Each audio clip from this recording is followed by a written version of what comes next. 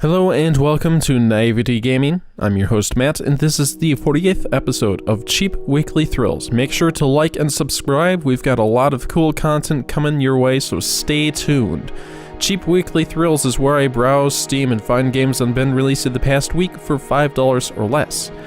And this week, today actually, is Tuesday, August 28th, 2018, and this week, is a little bit different than normal. Normally about this point of time, I've already been scrolling through Steam and then talking about how I found a game and how I'll be quote-unquote reviewing it this week, but the game for this week has been pre-chosen by not me, but somebody else. I would like to say that this video is sponsored by GrowFall Studios. So if you guys may have heard before about GrowFall Studios and some previous episodes that I've done on them, for instance like Bit Bullet or Soup Sue, both fantastic episodes, and you should go definitely check those out. But within the past week, GrowFall Studios actually reached out to me and said, hey, we're releasing a brand new game and we'd love to have you kind of review it. And I said, absolutely. And they said, the caveat is actually, it isn't released yet, and it won't be released until August 29th, and that'll be a Wednesday. So long story short, this is going to be an exclusive look at GrowFall Studios' next game called Lab.Gen. Lab.Gen. It is a labyrinth. No, a lot of labyrinths, which always will be different because of procedural generation. And what about controls? They are very simple. Left, right, up, and down. That's all you need to know. So, let me scroll down just a little bit. So as you can tell, it is a maze game, where you start in the bottom left and your goal is to get to the top right. And sometimes you can have, keys that you need to collect to unlock said door at the very end. And you can adjust the size of the map. You can make it super, super tiny, or you can make it quite large. So unfortunately, there's not a price on it currently, as Steam does not let you know what price it will be until the release date. So hopefully it will be $5 or less, but I can assure you Lab.Gen is a very fun game. And let's get into our exclusive look at Lab.Gen by GrowFall Studios. Hello and welcome to Lab.Gen, a maze and labyrinth-based puzzle game. So, let us just kind of jump into it. So we can play around the size. Let's start with something small to begin with. Let's start with like an 8x8. No portals, no closed doors. Will be blue. And then let's show generation. Yeah, let's leave generation errors off. So.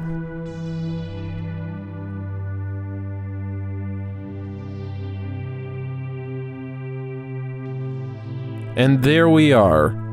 We have a brand new, unique, never before made or seen puzzle in this game. So, let us just kind of scoot our way around. No, I definitely don't want to go that direction. Let's go up and over. And there we are. So, in my mind, one of the coolest things that has come out in, recent memory. Ooh, this is a little bit different. We're in the top right and go to the bottom left. One of the coolest things in my mind to happen in recent video game technology is procedural generation. And I find it really cool to know that, a program can make something brand new, unique, never before seen from, a line of code. And, it makes you feel, I'm not going to say attached to levels or whatnot, but I find it really cool to know that your own level is yours. It's there may have been something like it before, there may not have. But the one interesting thing with procedural generation, especially with a game like Minecraft, is that it just kind of does it. And you spawn into the world and you go, okay, it was done, cool. But the thing that I like with Lab.Gen is that you can actually see it happen in real time as the code kind of goes through a set of randomization. And I find it really unique and really entertaining. And like I said, I just find it really cool just being able to see the program work its magic. As many of you can tell, I am very not so programmer by any means, and I am one to just sit in awe of the masterpieces that developers have created with some of these incredibly complex games.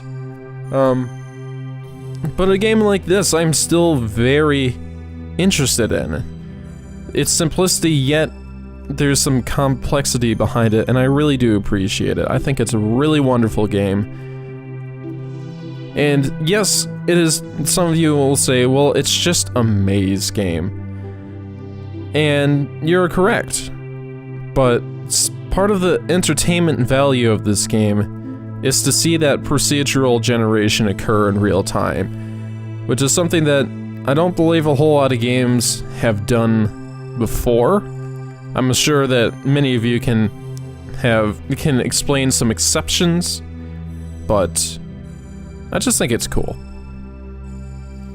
So let me do this one last stage here, and then we'll go back and play around with a couple of different mechanics that this game has. So of course, when you get bored of playing those certain levels, you can hit escape, and we'll be right back to the screen. So of course, let's just see how big we can go. So it's a 30 by 30, I suppose. Closed door, which means that we'll have some keys now. I haven't played with portals yet, but after a couple of levels, let's see. Oh. So this is a 30 by 30. Oh my. Oh, I was not expecting something of this kind of scale. I'm very interested to see how this program decides the paths and why it chooses to go forward in a couple of spots and then chooses to go back to refill in. So at this point, I'll probably include just a small little time lapse so we can continue on with the game and play through this ginormous map that will eventually have been created.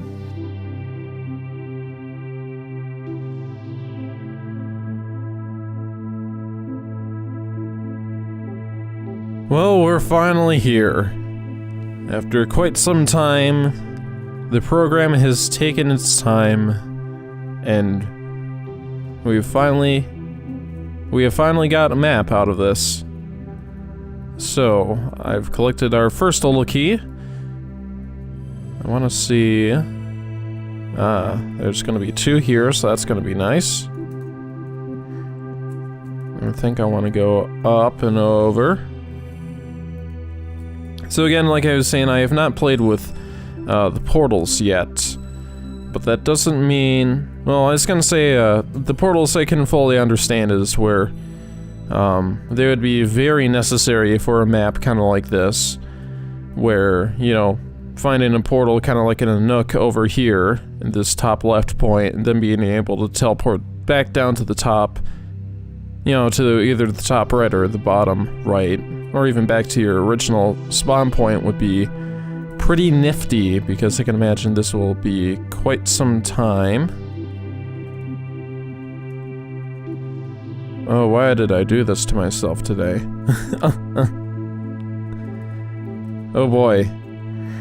So again, kind of like a game of this nature is going back on the idea of a puzzle game, being a maze it is most definitely a puzzle on trying to figure out how to get to a certain point or how to get to, you know, some keys or some unlocks of some variety. And again, I believe I'll need to do yet another time lapse. So stay tuned.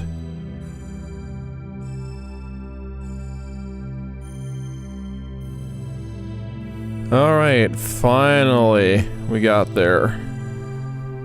No, please don't start again. No, no, no, no. Not today. Alright, so I'll do one more map of a couple of portals and then we'll do like a 20 by 20 area. Just to see, you know, how the portal mechanic works.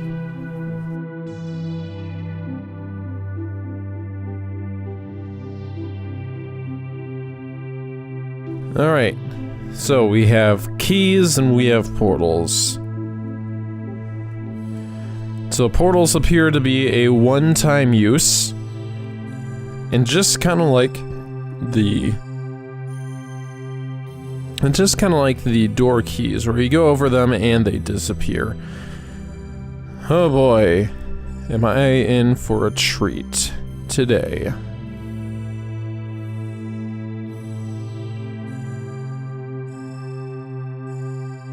So the portals appear not really to be a whole lot of help, but to purposely be there to kind of screw you up a bit, to be quite frank. So that was Lab.Gen by GrowFall Studios. If you like this content, make sure to like and subscribe. We could always use some more subscribers around here. And I want to give again, a special shout out to GrowFall Studios for making this week's episode happen of Cheap Weekly Thrills. And going off of that, if you are an indie developer and you would like to have your game reviewed, please email me at matt@theextraneouszone.com. I would love to be able to give it a review, quick little playthrough, and see what your game is all about, give you some more exposure, and, you know, just have a great time doing so. So again, my email is at matt@theextraneouszone. As I've probably stated before, we have a Cheap Weekly Thrills, a year in review episode coming on up at the beginning of October, so again, make sure to stay tuned for that and see my personal favorite top 10 games I've reviewed in the past 52 weeks. So again, this has been the 48th episode of Cheap Weekly Thrills, and I can't wait to see you guys next week in the 49th episode and what fun indie games that we'll find then. So till then, we'll see you later. Bye-bye.